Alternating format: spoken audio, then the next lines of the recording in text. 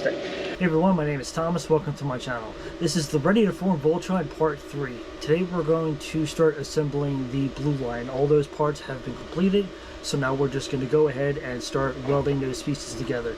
This was going to be a little bit more challenging because there's some gaps that I'm going to need to fill in with Bondo and Bondo spot putty. So hopefully I can get these pieces to connect and then work with the Bondo later.